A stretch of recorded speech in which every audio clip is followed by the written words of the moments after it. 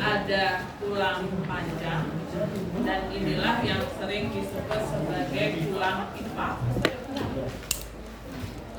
Kemudian ada tulang pendek, sama lagi satu ada tulang ini Ijul. pipih maksudnya. Ijul. Oke, kan. Ini 3 jenis bentuk tulang pada awal pembagian atau pengelompokan bentuk-bentuk tulang. Kenapa itu ada nambah lagi 2? Yang pertama itu ada tulang yang ternyata tidak bisa dimasukkan ke 3 jenis ini. Nanti kita lanjutkan. Pertama dulu ada tulang pipa atau tulang panjang, di mana ciri khas dari tulang pipa tulang panjang ini apa? Ciri khasnya? Ya, berbentuk panjang bisa, tapi tidak semua tulang pipa itu panjang. Ini tulang selangka itu lebih pendek. Ciri khas dari tulang panjang atau tulang pipa itu adanya rongga medula atau lubang di dalam tulang itu yang berisi sumsum kuning. Itu ciri khas dari tulang pipa. Karena selamanya harus panjang banget, kan ini agak pendek. Ya, saya ruas-ruas tulang belakang atau tulang belakang itu kan jauh lebih panjang kalau dilihat daripada tulang belikat. Jadi selangkang maksudnya. Pokoknya intinya kalau tulang panjang itu ciri khasnya ada rongga medula atau lubang di dalam tulang tersebut berisi sumsum kuning. Di mana tulang panjang itu di bagian dari tulang rangka kita di mana saja ada tulang panjang. Ya, selain tulang selangka ya. Iya, ada tulang dari atas saja dulu. Atas, sama pembukil. Kemudian pada ekstremitas bawah kita atau tungkai kita ada tulang paha, tulang betis, tulang betis. Itu yang termasuk tulang pipa, tulang panjang.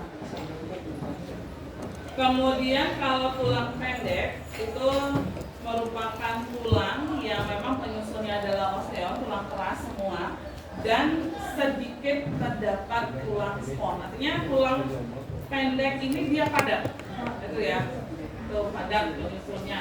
Itu memang ukurannya kecil-kecil atau pendek. Di dalam tubuh kita itu yang termasuk tulang pendek, ruas-ruas jari, telapak jari, kemudian pergelangan tangan. Ini baik tangan atau kaki juga termasuk ke dalam tulang pendek, kecuali untuk di bagian telapak kaki adalah tulang tumit. Nanti tulang tumit itu termasuk ke tulang tidak beraturan karena ukurannya yang lebih besar, bentuknya yang beda dari yang lainnya. Pokoknya yang termasuk tulang pendek itu pergelangan tangan, telapak tangan, ruas-ruas jari tangan, pergelangan kaki, telapak kaki, kecuali tumit dan ruas-ruas jari. Kemudian kalau dulu tulang belakang itu termasuk ke dalam tulang pendek. Tetapi karena tulang pendek ini atau tulang belakang itu ada bagian, dia kan nggak bentuk, artinya tulangnya itu nggak kotak aja ataupun dia agak pendek, tetapi ada bagian kayak menonjol di sampingnya. Makanya tidak bisa lagi dimasukkan ke tulang pendek sehingga nambah akhirnya satu menjadi tulang tidak beraturan. Nah, bentuknya memang tidak beraturan, dia pendek tetapi ada bagian kayak menonjol samping-sampingnya. Nanti kalian bisa lihat di gambar tulang belakang, ruas-ruas tulang belakang. Ya. Kita lanjut dulu yang nomor 3. Kalau tulang pipih, karena memang boleh dikatakan dia tipis, makanya disebut tulang pipih. Strukturnya bagian tengah-tengahnya itu adalah tulang spon, bagian luar-luarnya adalah tulang kompak. Kita di struktur sudah juga membahasnya. Tulang pipih itu tetap bagian luar semua tulang itu adalah tulang kompak. Strukturnya belum dibahas. Oh, belum ya? Strukturnya belum? Oh, kirain udah. Jadi bundanya struktur sudah? Sudah. Belum. Ya, habis ini habis bentuk kita kembali lagi ke struktur. Kok Bengong bilang sudah membahas struktur dari tulang pipih. Ya, bagian luarnya kalau tulang pipih itu bagian luarnya itu tetap tulang pompa, bagian dalamnya ini baru tulang spon. Ini tulang spon. Ini luarnya. Ini adalah tulang pompa. Ini tulang padat, gitu ya. Dia tipis. Di dalam tubuh kita, rangka tubuh kita, tulang pipih yang mana? Iya, tulang belikat, tulang tengkorak, tulang dada, tulang rusuk, kemudian tulang usus itu termasuk ke dalam tulang pipih. Ya, dia boleh dikatakan tipis. Bagian luar tetap itu adalah tulang pompa, bagian dalamnya adalah tulang spon. Itu tulang pipih. Kemudian tulang tak beraturan seperti tadi karena tidak bisa dimasukkan dia ke panjang, pendek, dan juga pipih, makanya nambah lagi satu ada tulang tidak beraturan. Dulu tulang wajah masuk ke dalam tulang pipih karena bentuknya ada yang tidak pipih, ya beda. Kalau pipih ya tulang tengkorak. Kalau tulang tengkorak yang termasuk tulang pipih adalah tulang tengkorak bagian kepala. Sedangkan tulang tengkorak bagian wajah itu termasuk ke dalam tulang tidak beraturan. Ya, baik itu rahang atas, rahang bawah, kemudian tulang hidung. Kalau tulang hidung dibilang tipis kan enggak? Itu ya. Kemudian apalagi rahang, itu kan ada bagian tebal di bawah, di atasnya memang enggak tipis. Tulang pipi juga, tulang air mata, itu ya. Itu yang termasuk tulang tidak beraturan. Bagian wajah, tulang tengkorak bagian wajah, kemudian ruas-ruas tulang belakang, kemudian yang tidak beraturan lagi itu ada tulang duduk, itu juga termasuk ke tulang tidak beraturan. Kalau tulang duduk itu kan dia kayak agak lonjong kuncing seperti itu, ya kalau tulang khususnya iya termasuk ke dalam tulang pipih. Kemudian ada juga lagi satu tulang yang tidak bisa dimasukkan ke tempat ini. Kalau dulu memang dimasukkan ke tulang pipih dia, karena bentuknya yang tipis, tapi sebenarnya nggak tipis banget, dia agak tebal, bulat. Itu ya. Itu lagi satu, itu ada tulang yang disebut dengan tulang sesamoid. Dia bulat, artinya melendung seperti itu. Kalau dibilang tipis dia agak tebal, itu ya, makanya tidak bisa dimasukkan ke tulang pipih lagi. Makanya dia termasuk ke dalam tulang sesamoid. Kalau tulang sesamoid itu anggotanya cuma satu saja, yaitu bagian tempurung lutut. Itu cuma satu anggotanya. Kalau tulang puspa kan ada beberapa, tulang pendek ada beberapa, pipih juga ada beberapa. Hanya tulang sesamoid yang anggotanya cuma satu, yaitu tempurung lutut. Itulah bentuk-bentuk dari tulang yang ada di dalam rangka tubuh kita. Ingat ciri khas masing-masing. Paling ciri khas itu ya tulang panjang ini yang memiliki ciri khas, gitu ya. Adanya lubang di dalamnya, kemudian ada cairan kuning yang disebut dengan sumsum. Baik, kata tadi struktur belum, ternyata kita ke struktur tulang, di mana struktur tulang ini merupakan bagian-bagian tulang dari paling luar sampai paling dalam, dan yang dicontohkan di sini adalah tulang yang panjang atau tulang pipa, karena itu merupakan struktur tulang yang paling lengkap dibandingkan tulang pendek, pipih, tidak beraturan, dan sesamoid. Kita sudah giliran menyebutkan belum, nanti giliran bisa dari depan, kiri kanan, atau dari belakang.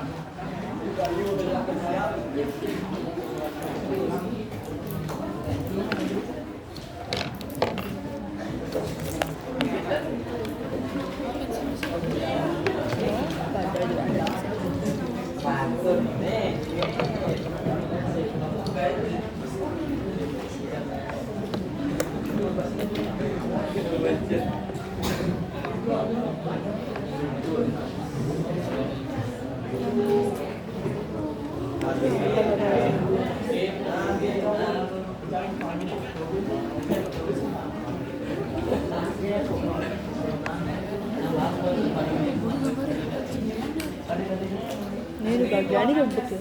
Masing-masing ini.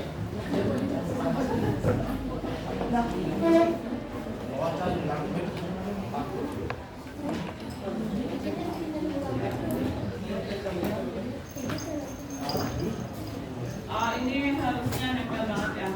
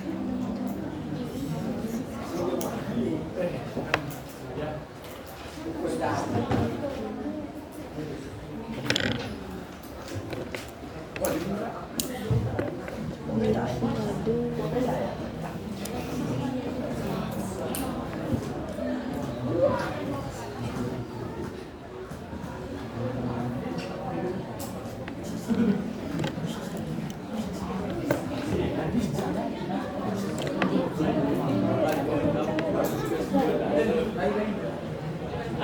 Untuk yang nomor 1 itu adalah tulang yang tersusun atas tabing tulang. Artinya tulang M ini nggak padat tapi ada kayak bagian lubang-lubang di dalamnya, tapi bukan pengakuran tulang. Memang struktur tulangnya seperti itu, ada kayak lubang-lubang di bagian dalamnya.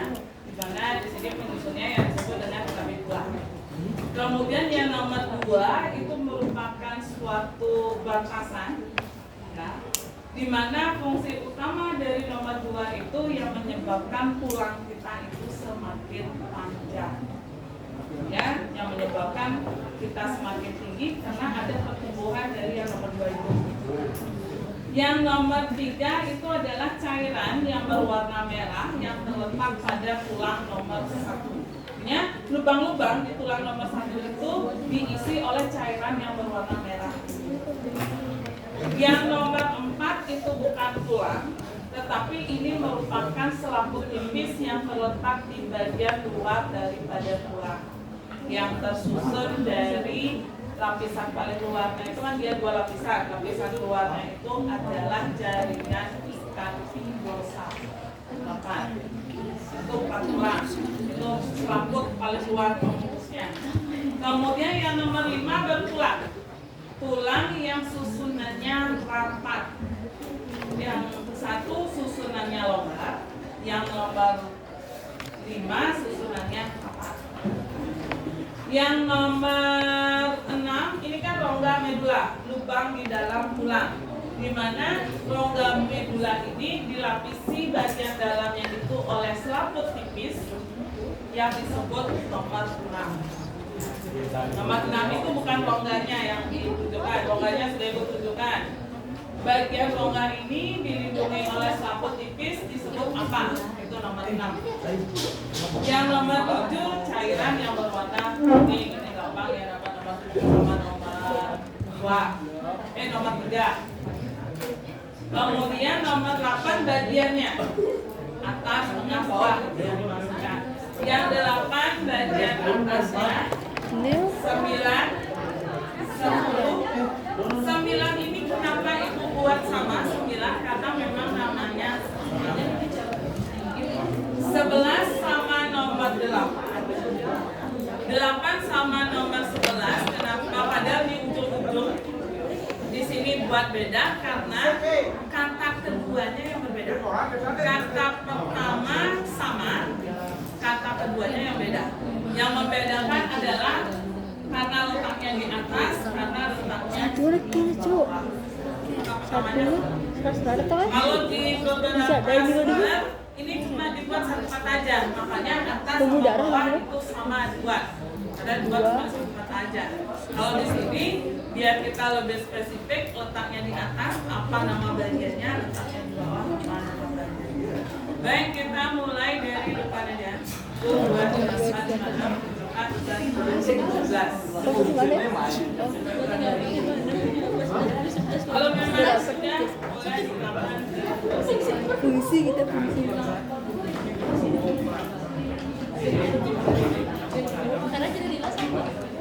Satu tuh apa pembuluh darah lah.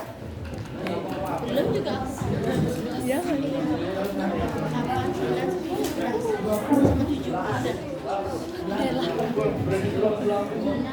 Sebelah apa maksudnya?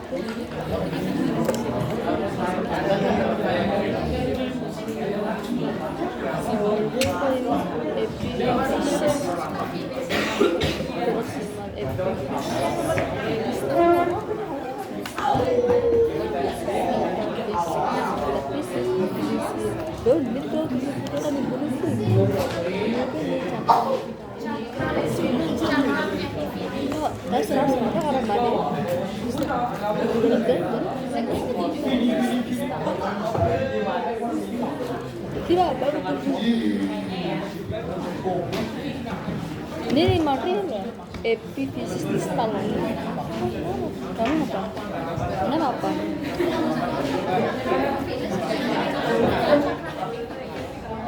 Rongga medula masih? Sama tulang apa? Endosteum bukannya yang bisa. Oh iya, itu nomor berapa? Endosteum di coba dulu tulang kok ada di sini. Aduh, itu apa yang bisa pecah?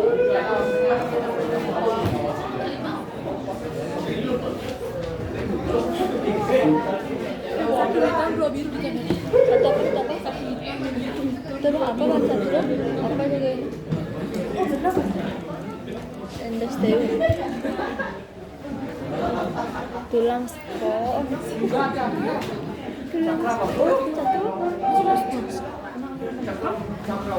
tulang spons.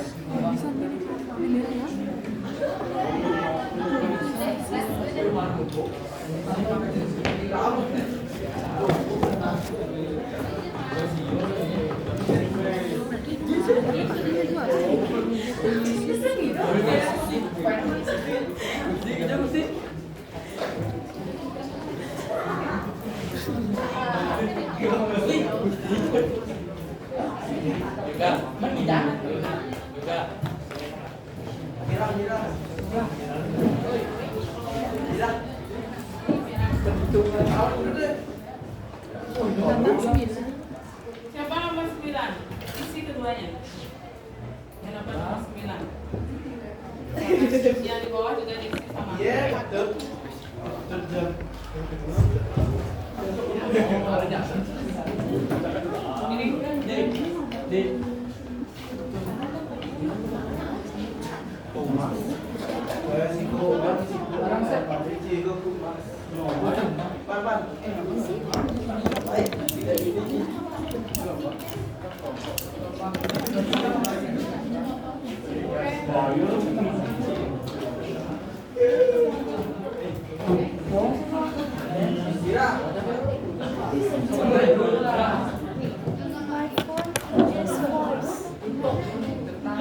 Baik, kita lihat dari yang nomor pertama dulu.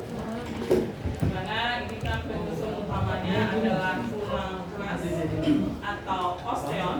Mana osteon terdiri dari nomor 1 itu betul itu adalah tulang spons atau tulang sponyosa. Dimana tulang spons atau tulang sponyosa ini dia tersusun dari fibula, tulang-tulang yang ada rongga-rongga di dalamnya. Pokoknya bagaimana bentuk dari saraf yang pernah kalian lihat seperti itulah tulang spons di dalamnya. Kemudian yang nomor 2 itu cakram epifisis atau cakra epifisis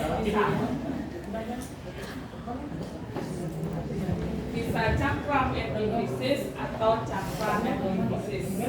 Kemudian yang nomor 3 sumsum merah. Tuh.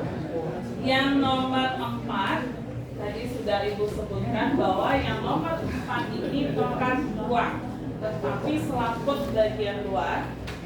yang tersusun dari jaringan ikat hidrosal. Ini apa? Ada yang tahu? Apa? Periosteum. Ya, bukan periosteum. Periosteum.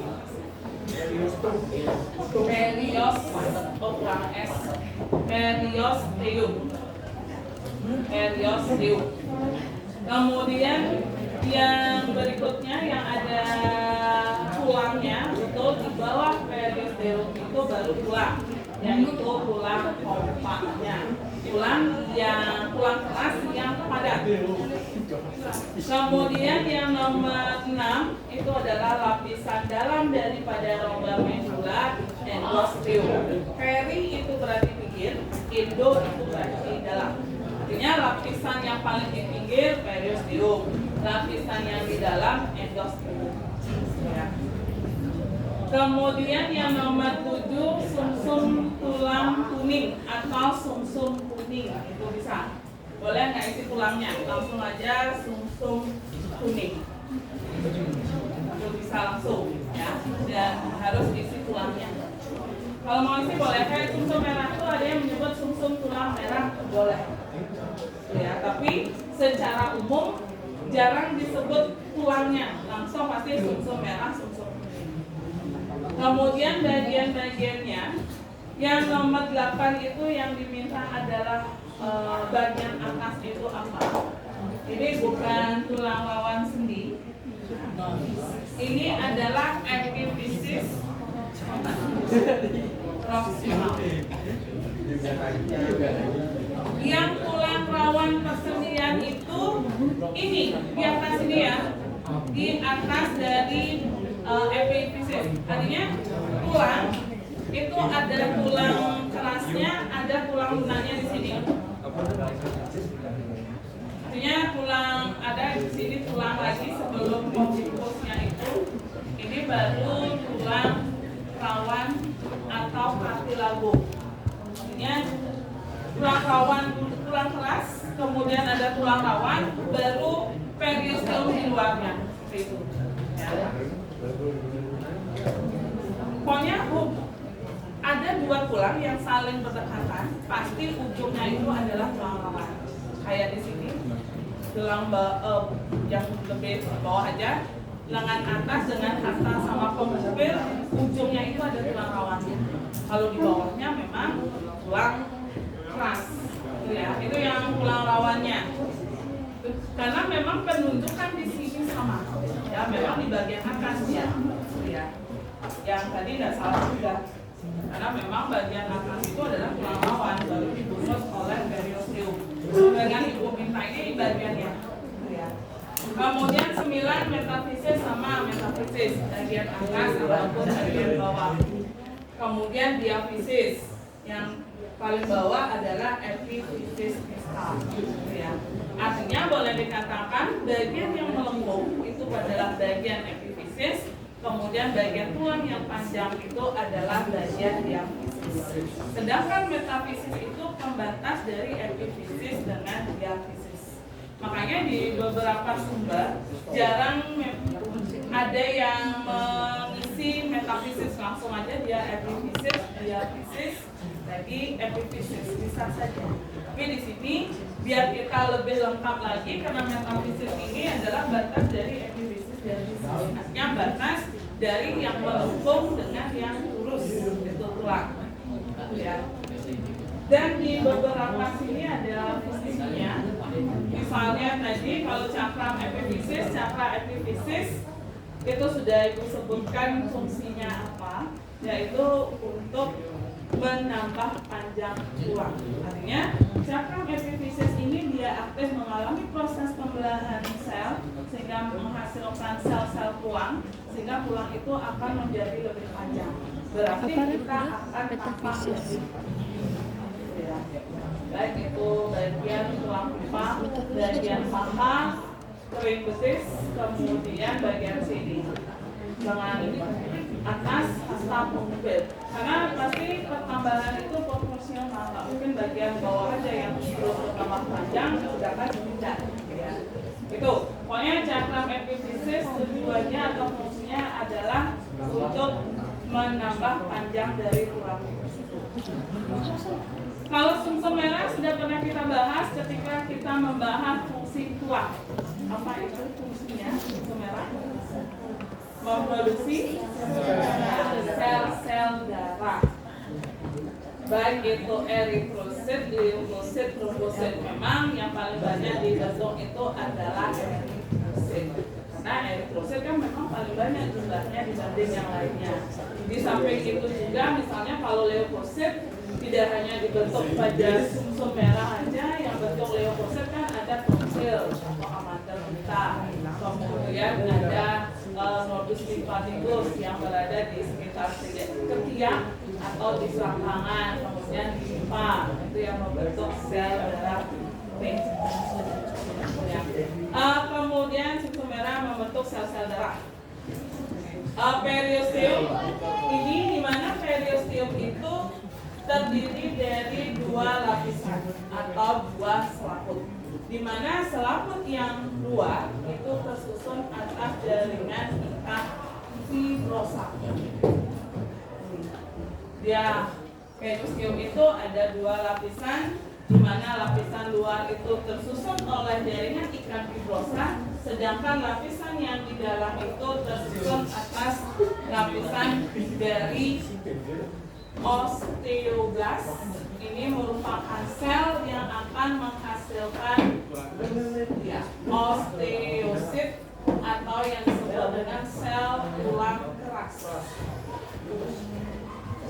Lapisan luarnya itu ada jaringan ikat atau selaput tipis, di belakangnya atau di dalamnya itu ada kumpulan dari sel-sel osteoblast, kumpulan dari sel-sel yang bentuk dan fungsinya sama kan jaringan juga. Ya, di sini terbentuk jaringan osteoblast di dalamnya. Dia dua lapisannya, jaringan ikat luar, jaringan osteoblast di dalamnya. Di samping itu juga periosteum itu terdapat pembuluh darah. Ada pembuluh darah. Ingat tulang itu keras tapi tetap dia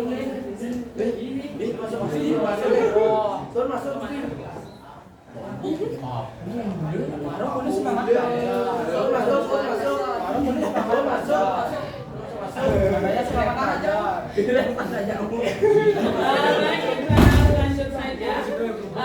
Pembuluh darah itu tujuannya kan untuk mengedarkan, karena di dalam pembuluh darah kan ada darah. Darahnya itu nanti di dalamnya terdapat sari-sari makanan, kemudian ada hormon, kemudian ada mineral, kemudian ada vitamin yang akan dibawa ke tulang tersebut. Tulang kompak. Kalau tulang spontan karena ada lubang-lubangnya pasti pikiran kalian pembuluh darah udah di sana.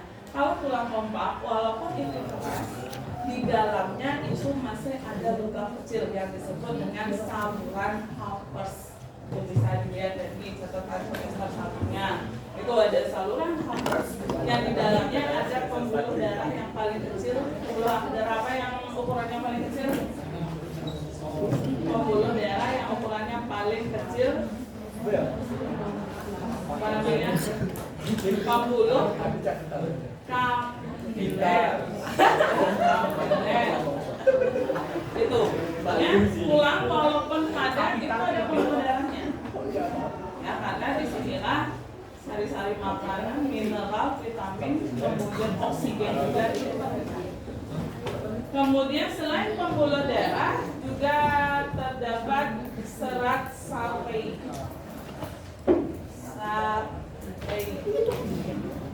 Di mana serat Salpei inilah yang berfungsi sebagai link, boleh dikatakan sebagai perekat antara periosteum dengan tulang, yaitu bagian dari tulang kompak. Ya, dia nggak lepas. Makanya dia, kenapa dia bisa melekat dengan kuat, karena adanya serat Salpei ini.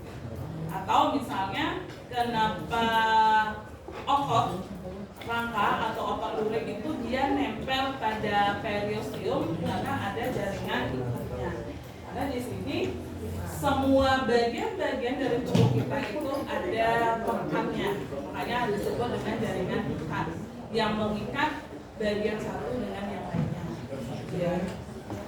Sehingga periosteum dapat kita simpulkan fungsinya yang pertama adalah sebagai pelindung jaringan yang ada di dalamnya. Ya, karena adanya jaringan ikat ini selain berfungsi sebagai perekat, dia berfungsi melindungi jaringan yang ada di dalamnya. Berarti jaringan setelah periosteum itu adalah jaringan tulang. Lihat ya, tulang ini tulangan seperti itu. Kemudian selain itu periosteum juga berfungsi sebagai regenerasi sel. Artinya ketika terjadi retak atau patah tulang, maka periosteum inilah yang berfungsi menyebabkan atau menghasilkan sel-sel tulang sehingga retakan itu kembali lagi menjadi tulang yang utuh. Ya. Karena adanya osteoblas yang menghasilkan sel-sel tulang. Sel-sel tulang inilah yang mengisi bagian-bagian retak tersebut sehingga menjadi kembali seperti semula. Makanya di sini proses penyembuhan patah tulang atau retak tulang pada anak-anak itu pasti jauh lebih cepat daripada orang dewasa.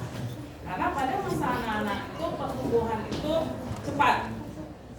Pada masa dewasa pertumbuhan itu kan sudah semakin lambat, apalagi yang sudah lansia.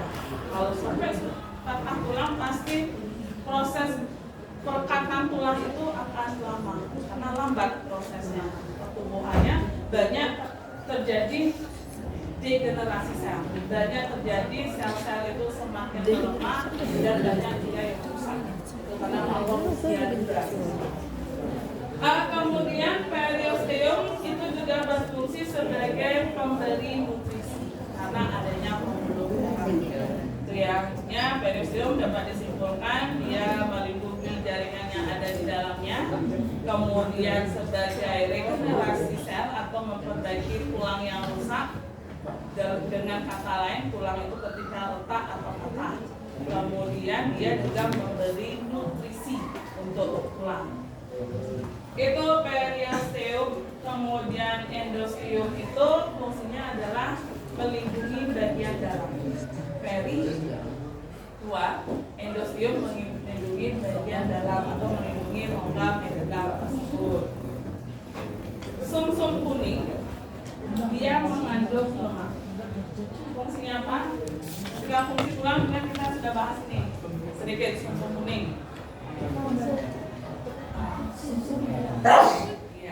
Sumsum kuning dia berfungsi membentuk sumsum merah. Kemudian sumsum kuning karena ada lemak di sini, berarti dia berfungsi cadangan energi atau cadangan makanan dan penghasil energi. Ya, sumsum kuning bisa penghasil energi, cadangan makanan atau cadangan energi bisa, dan juga membentuk sumsum merah. Hanya di bagian sumsum kuning inilah sumsum merah dibentuk. Hanya di bagian tulang pipi inilah tulang pipa maksudnya atau tulang panjang. Hanya di sini dibentuk sumsum merah. Dan sumsum merah kenapa misalnya sumsum merah itu dibentuk di bagian lengan atas misalnya. Lengan atas juga ada rongga medullanya. Kenapa akhirnya sumsum merahnya itu bisa di bagian tulang tengkorak yang pipih? Karena adanya ini. Seluruh bagian tubuh kita kan ada pembuluh darahnya. Jadi dibawa ke pembuluh darah, dari pembuluh darah lah dibawa ke bagian lainnya. Ya, pembuluh darah yang bawah. Makanya semua bagian tulang yang ada trabekulannya, area yang terdapat tulang sponnya pasti ada tulang, maksudnya ada sumsum merahnya. Ya. Di bagian tengkorak misalnya, kemudian di bagian tulang dada, tulang rusuk kan tulang pipih juga. Ya, dari sana, dari misalnya bagian manapun yang ada tulang pipanya dibawa oleh pembuluh darah, dimasukkan nanti ke dalam tulang spon atau tulang tulang karang ini. Itu untuk fungsi-fungsinya. Kalau bagian epifisis, metafisis dia fisis itu hanya bagian-bagian dari tulang, ya, dari atas ke bawah. Itulah struktur dari tulang. Ini adalah bagian struktur dari tulang pipa yang ada tulang rongga medulanya. Kalau tulang pipa ya seperti ini tadi, hanya tersusun dari tulang kompak sama tulang spon. Di dalam tulang spon ini tetap ya, di tulang pipa itu ada sumsumnya. Kalau tulang pendek, dia strukturnya lebih padat, artinya lebih banyak tersusun dari tulang kompaknya. Kalau pipi merata dia, luar itu adalah tulang kompak, tengahnya tulang spon. Kalau tulang pendek itu penyusunnya lebih banyak adalah tulang kompak atau tulang yang padat. Tulang tidak beraturan sama seperti tulang kompak, itu penyusunnya ada tulang kompaknya bagian luar, tengahnya itu adalah tulang spon. Kalau sesamoid juga sama, tulang sama seperti tulang pendek dia, penyusunnya lebih banyak itu adalah tulang kompak. Itu bagian-bagian dari struktur tulang, di mana tulang pipa yang paling lengkap strukturnya dari luar sampai ke dalam. Kemudian kita akan lanjut untuk di tulang ini masih lagi dua untuk sistem gerak pasifnya, masih ada artikulasi atau persendian sama osifikasi lagi satu. Baru kita lanjut ke arah gerak aktif yaitu otot. Baik, kita sekarang lanjut ke artikulasi dulu atau persendian.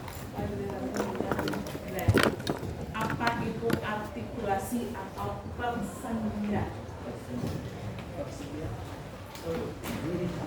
Artikulasi atau persendian.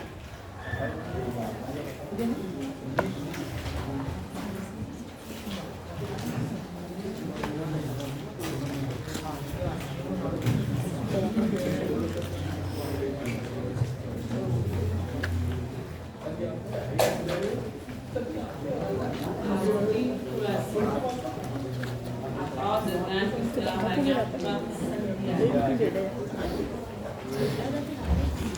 Ya. Persendian adalah titik pertemuan antara dua tulang atau lebih yang memungkinkan kerangka tubuh untuk bergerak, memberikan fleksibilitas dan mendukung aktivitas sehari-hari. Iya, betul sekali. Intinya adalah artikulasi itu adalah pertemuan antar dua tulang atau lebih, atau hubungan antar dua tulang atau lebih.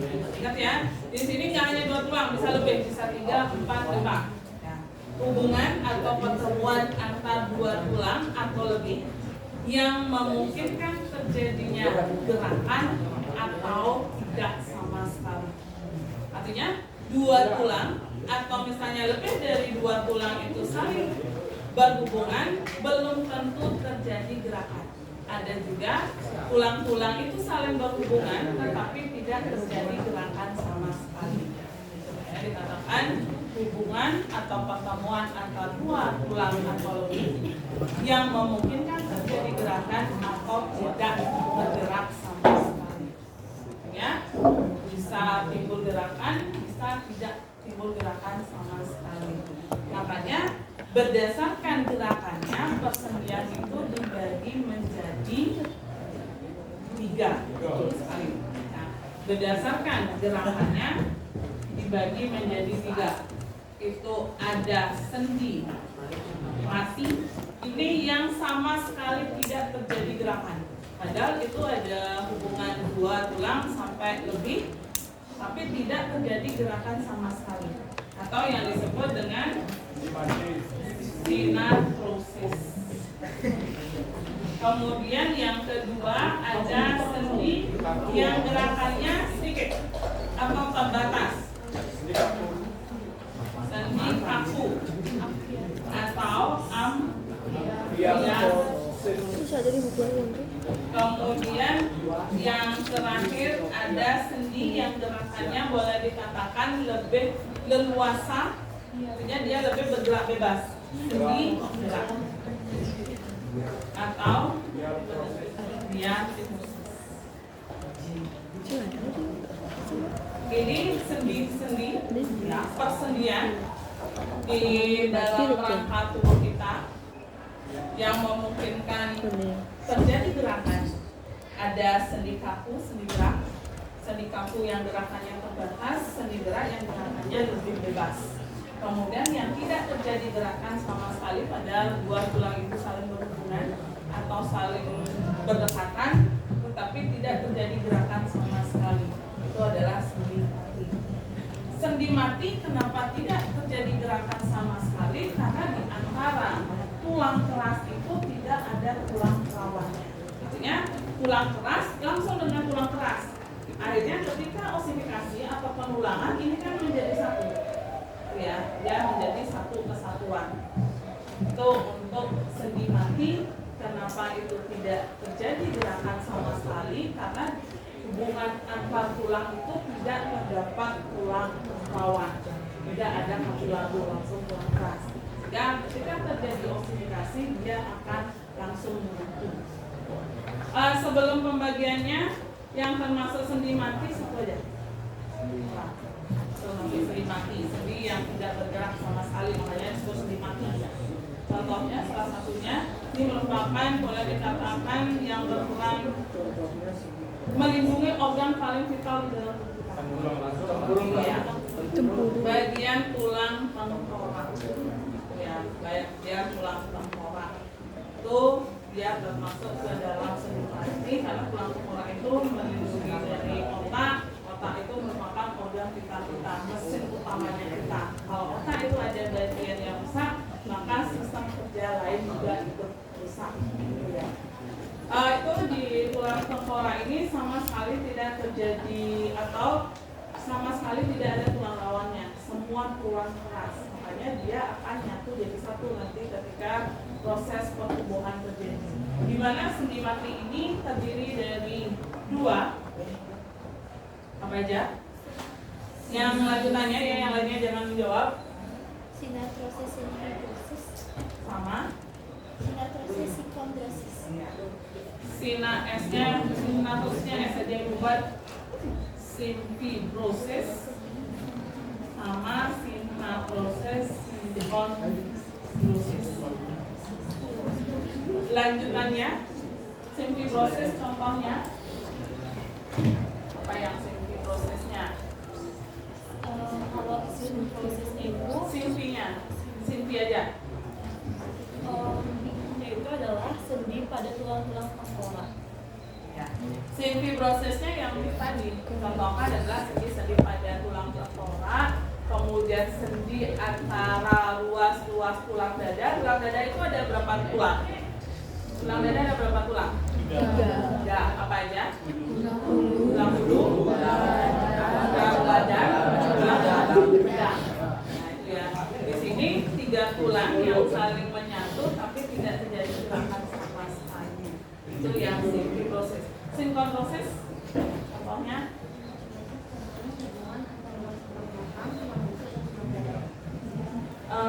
di sini yang dimaksudkan tulang belakang dengan tulang rusuk itu bukan tulang rusuk saja, tulang belakang aja. Yang dimaksud dengan sinkondrosis itu adalah persendian antara tulang belakang dengan tulang rusuk. Tulang rusuk kita kan bagian belakangnya itu kan nempel pada tulang belakang. Ya, bukan bagian dari ruas-ruas tulang belakang, bukan bagian dari ruas-ruas tulang rusuk. Karena nanti ruas tulang belakang dengan tulang rusuk itu termasuk sendi kaku. Yang dimaksudkan di sini adalah tulang belakang dengan tulang rusuk. Itu ya yang dimaksudkan di sini, tulang belakang dengan tulang rusuk. Itu memang sendi mati karena langsung nempel. Kalau nanti tulang rusuk dengan tulang dada itu yang termasuk ke dalam amfian.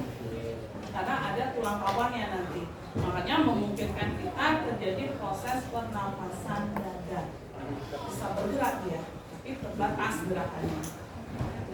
Ya, dia hanya bisa memperlebar volume dari ruang atau rongga dalam tubuh kita. Ya. Ingat simfibrosisnya yang ruas-ruas tengkoraknya, kemudian sinkondrosisnya antara tulang belakang dengan tulang rusuk. Ya, tulang rusuk bagian belakang nyatu dengan tulang belakang. Kemudian sendi kaku terdiri dari berapa? Boleh 2, sebenarnya 3. Kalau yang 2 apa aja?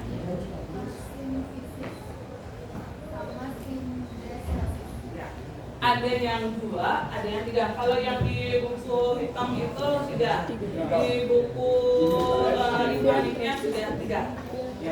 Boleh 2 atau 3. Tapi secara umum itu memang 2. Tapi menyebutnya lebih lengkap boleh. Ada symphysis,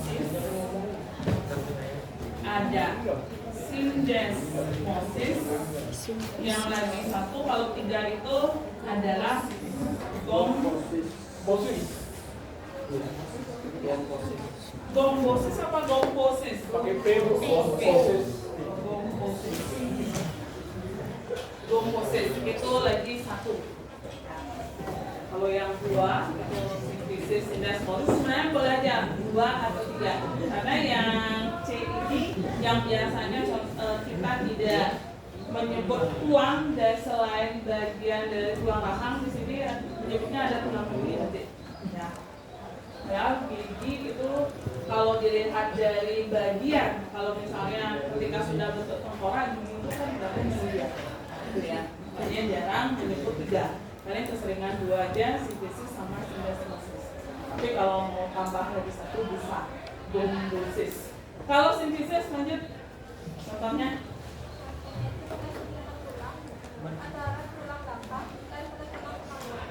tulang. Symphysis itu contohnya adalah ruas-ruas tulang belakang kecuali tulang ekor. Karena pada tulang ekor itu tidak ada tulang rawannya, itu sudah tulang keras semua. Contoh dari symphysis, ruas-ruas tulang belakang kecuali tulang ekor. Kemudian antar tulang kemaluan. Tulang kemaluan itu ada 2. Di tengah-tengahnya itu dibatasi oleh tulang rawan. Sini tulang kemaluan termasuk ke dalam sendi kaku karena di sini terjadi proses pergerakan yaitu perenggangan. Ketika ini dibutuhkan adalah ketika proses status atau melahirkan. Artinya bagian dari tulang tulang kemaluan itu dia sedikit melebar. Ini memungkinkan janin itu keluar. Ya, kalau pada laki-laki sih nggak berfungsi itu, ya tetap aja. Ya. Artinya kalau untuk sendi kaku, misalnya pada ruas-ruas tulang leher, itu misalnya ini ruas-ruas tulang leher. Di antara 2 ruas ini ada kartilagonya. Kalau tadi sendi mati langsung tulang keras dengan tulang keras jadi nyatu. Kalau ini ada, misalnya ini adalah, Ibu sikat aja, ini osteon, Bu, ini kartilago, dan ini osteon. Ya, antara 2 osteon atau 2 tulang keras itu ada kartilago, sehingga bisa memungkinkan gerakan yang kaku atau gerakannya terbatas ya. Ya, 2 tulang ada kartilagonya. Dan karena kartilago inilah, walaupun osteon itu terus mengalami proses penulangan, artinya terus dia tumbuh, maka tidak akan pernah menyatu karena ada pembatasnya yaitu kartilago. Kalau tulang belakang yaitu tulang ekor, ya dia akan nyatu jadi satu. Makanya seperti yang sudah Ibu sebutkan di awal, ada yang nulis 4, ada yang nulis 1. Memang dia 4 ruas tapi dia menyatu, gitu ya. Itu untuk symphysis 2 tulang keras dibatasi oleh tulang rawan. Tulang kemaluan juga 2 sini, tengah-tengahnya ada tulang rawannya.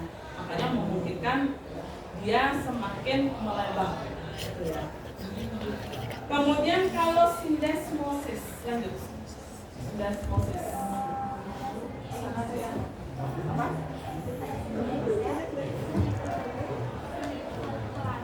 Ada yang syndesmosis contoh tulang-tulangnya. Syndesmosis contoh tulangnya. Iya, sendi antara tulang betis sama tulang kering. itu, di mana tulang betis, tulang kering, ini dia diikatkan oleh kartilago yang terjadi gerakan tepat pas ya, gerakan synesthesis, gombosis, boleh kata 3 di sini. Iya, tulang gigi yang tertanam dalam tulang rahang. Ya, tulang rahangnya itu boleh dikatakan dia itu bentuknya ruku, itu diisi oleh tulang gigi. Dimana tulang gigi itu tidak semuanya runcing. Kalau misalnya kayak geraham itu kan dia segi 4 bawahnya. Ya, intinya adalah kalau gombosis itu adalah tulang gigi yang tertanam pada tulang rahang.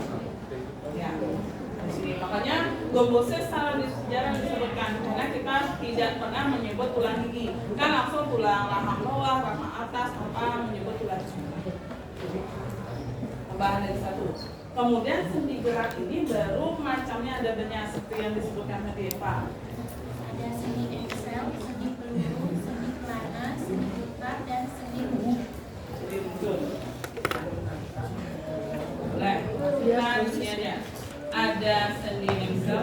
Ini yang paling gampang sekali dicari contohnya dan paling diingat biasa. Kalau putar sama peluru terkadang itu sering tertukar. Sendi Excel, sendi putar, sendi peluru, sendi pelana,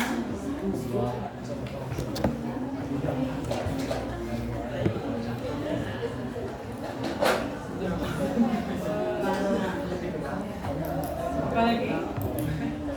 Sendi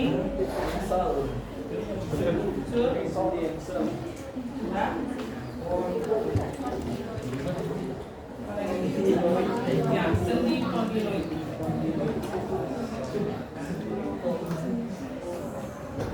Sendi luncur ini juga disebut sebagai sendi geser. Kalau kondyloid juga disebut sendi gulung. Apalagi satu ada istilah lainnya. Ya, ovoid. Tapi lebih sering disebut dengan sendi kondyloid. Ya, kondyloid maksudnya. Kalau sendi luncur ini lebih banyak orang bilang itu adalah sendi geser daripada sendi luncur. Tapi boleh aja. Yang paling gampang itu diikat itu memang sendi Excel. Sendi Excel itu terdapat pada siku kita. Berarti terdapat antara tulang apa dan apa? Berapa jenis tulang berarti di sana yang saling berhubungan? Kalau sendi Excel pada siku kita, ya 3 apa aja? Tulang lengan atas, tulang hasta, tulang punggung, siku. Belum minta yang siku aja dulu. Sendi Excel misalnya pada siku berarti di sini hubungan antara tulang lengan atas dengan tulang hasta dan punggung. Gitu ya. Kemudian selain sendi Excel pada di siku kita ada di lutut kita juga sendi Excel, berarti itu hubungan antara tulang apa? Tulang paha dengan tulang betis dan kering. Kemudian sendi Excel lagi ini ruas-ruas jari tangan atau jari kaki kita, itu sendi Excel. Kalau tangan berarti antar ruas jari tangan satu dengan ruas jari tangan yang lainnya. Walaupun sama nama tulangnya, kan tulangnya lebih dari 1, paling enggak 2 dia. Ya, di sini sendi Excelnya ruas-ruas jari tangan, ruas-ruas jari kaki. Kan sudah lebih dari 1 tulang, 2 tulang yang saling berdekatan. Sebelumnya, Pak, sendi gerak, kenapa itu gerakannya bisa sedikit? Artinya gerakannya bisa bebas karena 2 tulang itu tidak nempel secara langsung. Kalau tadi sendi mati kan tulang keras sama tulang keras langsung nempel. Kalau sendi kaku juga nempel secara langsung tapi dibatasi oleh kartilago. satu atau berlawan. Kalau sendi gerak itu dua tulang itu nggak langsung nempel ya, di mana dua tulang ini dia direkatkan oleh ligamen. Ini adalah jaringan ikat padat. Itu ligamen yang melekatkan dua tulang sehingga tulang itu tidak akan terlepas. Dan dua tulang yang saling berhubungan ini nggak langsung nempel, dia terpisah. Makanya gerakannya itu bisa lebih bebas, ya, nggak langsung nempel jadi satu. Dia lebih bebas gerakannya. Kemudian di dalamnya sini kenapa juga gerakannya bisa bebas, karena ada cairan sinovial.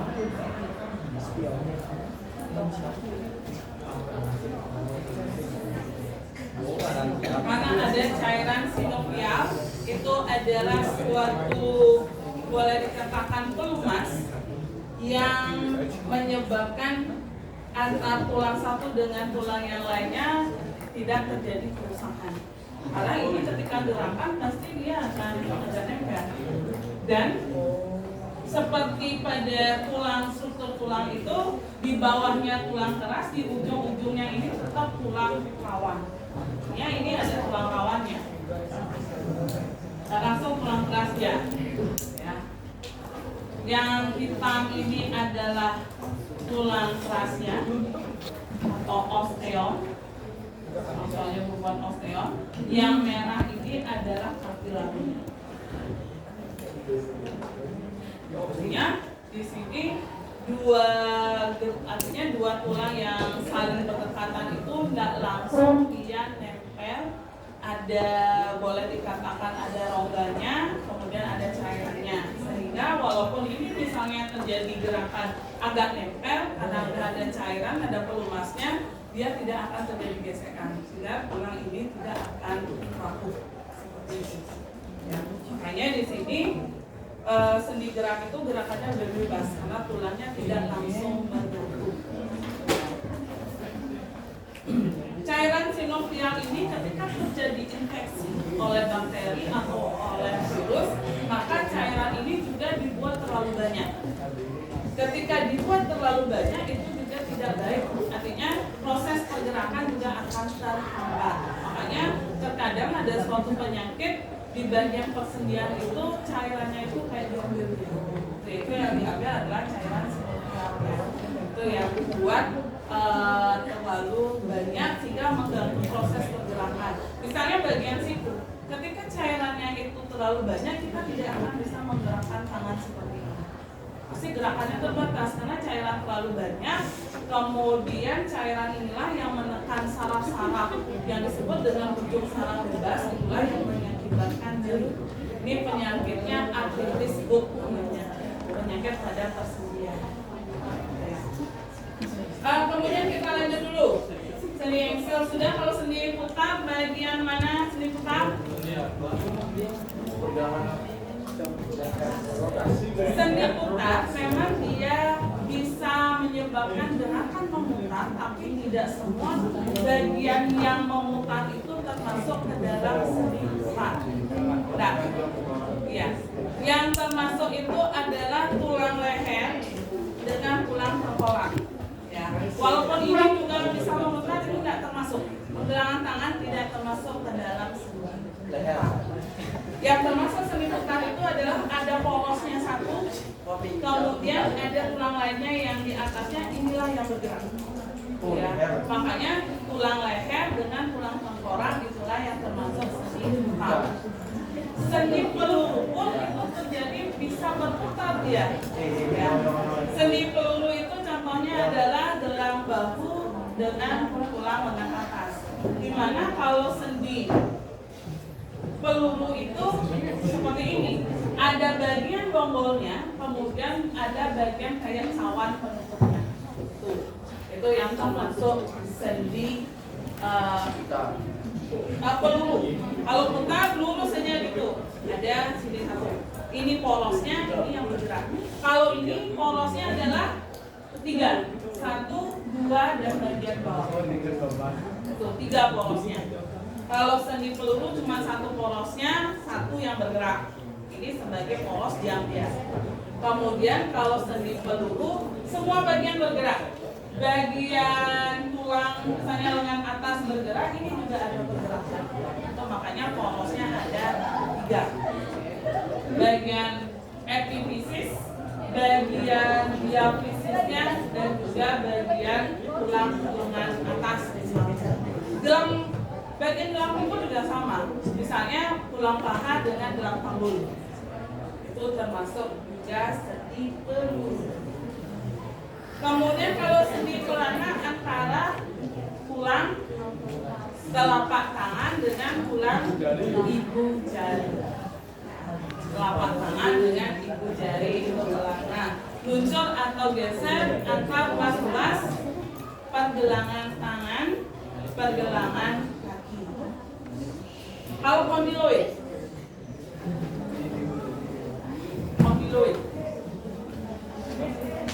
atau sendi gulung, ulang apa dengan apa? Pengumpil,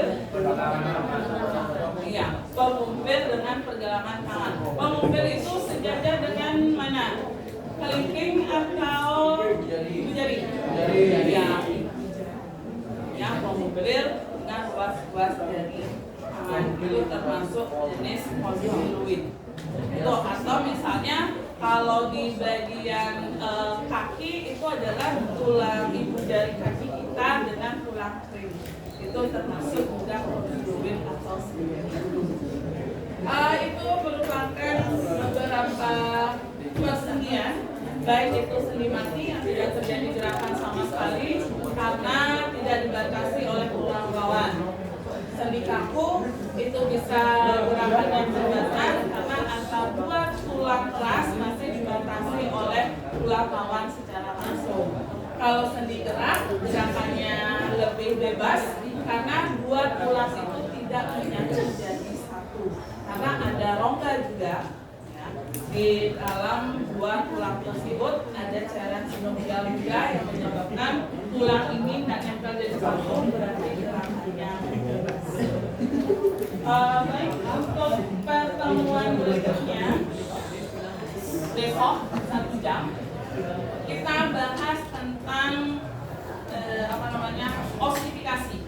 Mohon cari osifikasi itu kan ada 2 nanti, ada osifikasi intramembran sama intrapapilar. Cari 2 perbedaan ini dulu. Ingat, nyari perbedaan harus tahu pembedanya apa. Dari pembeda baru osifikasi ini intramembran apa, osifikasi intrapapilar apa. Baru nanti silakan coba buat penjelasan masing-masing osifikasi ini berdasarkan kayak buat skema aja. Ini mulai apa, tanda mana, apa lanjutannya, lagi tanda mana, ya dan seterusnya.